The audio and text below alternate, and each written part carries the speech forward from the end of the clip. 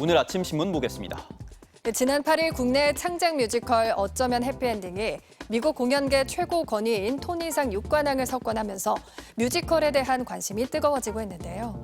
그런데 저작권 문제 때문에 노래방에서 뮤지컬 노래를 부를 수 없다는 기사 먼저 보겠습니다. 국민일보입니다. 국내에서 3만 명 이상 관람한 유명 뮤지컬 작품의 노래들만 합쳐도 5천 곡에 달하는데요. 정작 노래방에 등록된 뮤지컬 노래는 지난달 말 기준 180여 곡으로 전체의 3% 수준에도 못 미칩니다. 뮤지컬 노래는 노래방 반주로 쓸 음원을 제작할 때부터 작곡자는 물론이고 편곡자, 오케스트라, 배우 등 관련자 모두의 동의와 협조가 있어야 하고요. 특히 국내 뮤지컬계는 하나의 역할을 2명 이상의 주연 배우들이 돌아가면서 공연하는 더블 캐스팅 형식이 많아 어떤 배우 이름으로 저작권을 등록할지 결정하는 것도 어렵다고 합니다. 또 등록을 위해서는 노래방 업체의 자체 시장성 심사도 통과해야 한다는데요. 공연계에서는 K-뮤지컬 콘텐츠의 수출 확대를 위해선 국내 팬들부터 편하게 뮤지컬 노래를 즐길 수 있도록 지원을 확대해야 한다고 강조했습니다. 다음은 서울경제입니다. 정부가 올해 역대 최대인 110만 명 규모의 노인 일자리를 제공하겠다는 목표를 내걸었는데요. 공공일자리 사업에 참여한 노인들의 안전사고가 잇따르고 있습니다. 한국노인인력개발원에 따르면 지난해 노인 일자리에서 발생한 안전사고는 4천여 건으로 전년 대비 11% 늘었는데요. 최근 4년간 누적 사망자는 102명에 달합니다. 현장에서 고령층 참가자들의 안전을 체계적으로 관리할 여건이 부족하기 때문인데요. 수도권에서 통상 2,000명, 지방에선 많게는 4,000명분의 사업을 수행하는 시니어 클럽이나 복지관의 경우 임원과 계약직을 제외하면 정규 직원 1명이 200명분의 일자리를 맡는데 대부분 예산이 부족해서 전문 안전관리 인력도 없는 상황입니다.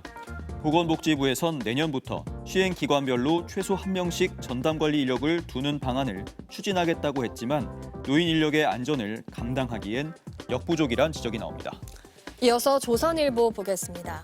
영유아 검진 예약이 공연 티켓 예매보다 힘들다는 기사입니다. 영유아 건강검진은 생후 14일부터 71개월까지 총 8차례 받는 국가가 정한 무료 필수 검진인데요. 2007년 첫 시행 뒤 단계적으로 확대하면서 수검률도 계속 늘고 있지만 정작 검진을 하는 병의원은 줄고 있습니다. 건강보험공단에 따르면 영유아 검진 지정 의료기관은 2020년 4,100여 곳에서 지난해 3,800여 곳으로 줄었습니다.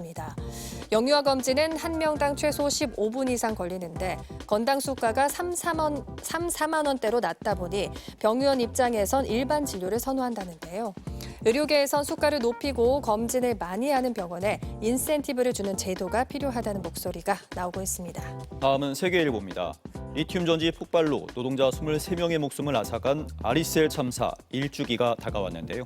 참사 뒤 정부가 내놓은 대책들 상당수가 아직까지 실행되지 않고 있는 것으로 확인됐습니다. 참사 당시 사망자 18명이 외국인 근로자였던 점을 고려해서 고용노동부는 1년간 모든 외국인 근로자를 대상으로 기초안전보건 교육을 확대하기 위해 연구 용역을 시행했는데요. 하지만 법 개정엔 아직 첫 발도 떼지 못했습니다. 또 화재 감지 및 경보 설비를 소규모 사업장에 지원하겠다고 했지만 현재까지 단 한 건도 실행되지 않았습니다.